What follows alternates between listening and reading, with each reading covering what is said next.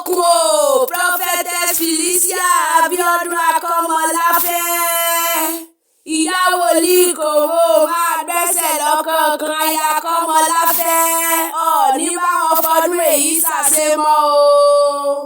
Prophetess Felicia Abiodun Akọ́mọláfẹ́ o ó yá gbé àlẹ́ òdìdé pílò ológójì. Màmá tó bí tú mi ṣe màmá kà mí ẹ̀ ní sọjọ́ òbí lòun ní kórí jẹ́ òpẹ́ láyé. Ọmọ màmá wa Grace Àdùkẹ́ ó yá mọ́ ọ̀dà kọjọkọjọ ìwọ ò wá ní báwọn fọdún eléyìí ṣàṣemọ́ lọ́lá Ọlọ́run ọba. Prophetess Felicia Abiodun o ojúmọ́ tó máa sáyé lóde tòní ojúmọ́ re ni. Ojúmọ́ tó máa sáyé lóde tòní ojúmọ́ ọlá ni. Ojúmọ́ àìkú, ojúmọ́ ayọ̀, ojúmọ́ ìdùnnú, ojúmọ́ àlàáfíà àti ṣe baálẹ̀ ọ̀rọ̀ ló mọ̀ sáyé lóde tòní o. Abiodun o wá ní báwọn fọdún eléyìí ṣàṣemọ́ lọ́lá Ọlọ́run ọba. Olóhùn ìyọ̀lẹ̀ mi ń jẹ́ mo sẹ́yọ̀ bí ọjọ́. Àyọ́ ni mí ọmọ olúgbẹ́lílá o. Mo ní bí ọ̀kan bá ti wá dín níbẹ̀ ẹ̀wọ̀n ara kan sí bí ọ̀kan bá wálé níbẹ̀ ẹ̀wọ̀n apá kan jẹ nílé bàbá mi tó bí mi lọ́mọ gangan.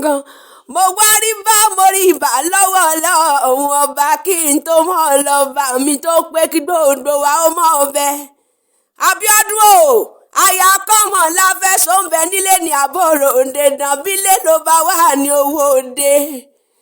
Ìyàrá ló bá wà ní owó ọ̀dẹ̀dẹ̀.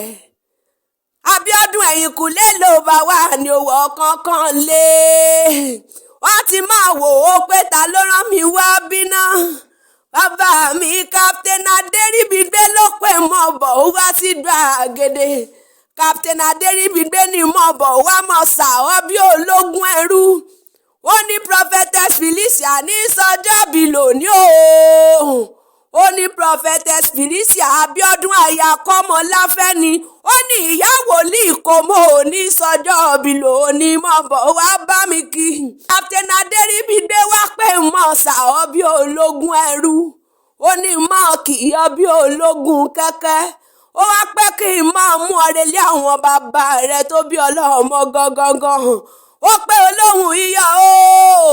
Ó yá tara ṣàṣà kọ́ ọmọ bọ̀ wá sí gbàgede kọ́ wá bá ń kẹ́nire kú ọdún. Captain Adéríbigbé pé inú mi ò ń da ẹ ti mọ̀ pé lé bàbá rẹ̀ ni ó mọ̀ gbé. Ó ní ìwà mi ò sunwọ̀n ẹ ti mọ̀ pọ̀ dẹ̀dẹ̀ bàbá rẹ̀ ni ó jókòó sí. Ó wá ní ara mi kọ́ wọ̀ sí. Ó ní ara mi kọ́ wọ̀ sí ẹ ti mọ̀ pé lẹ́yìn ò lè bẹ́gbẹ́ pé. Ó ní bí Abiodun kọ́. Ó ló níwà rere ni mo bọ̀ wá bá mi kí. Ó ló nínú rẹ̀ ni mo bọ̀ wá bá mi kí. Ó ní aya rere lọ́dẹ̀dẹ̀ ọkọ rẹ̀ ni mo bọ̀ wá bá mi kí. Ó ní oníwà tútù bí àdàbà ni mo bọ̀ wá bá mi kí. Ó ní abiyamọ bọ̀dá gbọ̀rọ̀gbọ̀rọ̀ ni mo bọ̀ wá bá mi sà bí ológun ẹrú. Ó wá pé mọ́ mú ọrẹ̀lẹ̀ àwọn bàbá rẹ̀ tó bí ọlọ́mọ gangan. Ó yá ní Ifẹ̀ Olukotun tí ń ṣe lé àwọn bàbá rẹ̀ tó bí ọlọ́mọ gangan. Mo wá rí bá mo rí ibà lọ́dọ̀ àwọn bàbá rẹ̀ kí n tó mọ̀ lọ. Abiodun o ọmọ àgbà sódì mẹ́kùn àrìndẹ̀ràn olóko ni wọ́n kò kí àwọn bàbá rẹ̀ tó bí ọlọ́mọ gangan. Àwọ̀ gbò àwọ̀ sẹ́mi rìnkìtì ó yá máa dà kọjọkọjọ. Ọ̀ni ọmọ bí lóògbé ọ̀ni ọmọ bí lóògbé okùn àgbà ni wọ́n kò kí àwọn bàbá rẹ̀ tó bí ọlọ́mọ gangan. Abiodun ti wá bá wọn sọdún eléyìí náà. Ó ṣe tẹ̀mí rìn sí lọ́lá Elédùmarè ọba nínú owó nínú ọlá nínú ayọ̀ àtàìkú. Eléyìí tí wọ́n ṣe baálẹ̀ ọ̀rọ̀ lọ́lá Elédùmarè ọba òdodo níṣòwò. Mo ní òdodo wá níṣòwò kó mọ̀mọ́ náà jà kókó lárọ̀ tálẹ̀. Ìwòye ọdún tí wá ń bọ̀ ìgbàlẹ̀ rẹ̀ èlé. Àwọn olè rẹ̀ èlé ni ẹni bá pé o mọ̀ sàmọ́dún ẹ bá ń wí fún un kó ṣe wéré. Ẹ pé kó ṣe wàràwàrà kó lọ máa ń wọlé èdè Ọlọ́run nítorí ikú tó yẹ kó pa ọ́.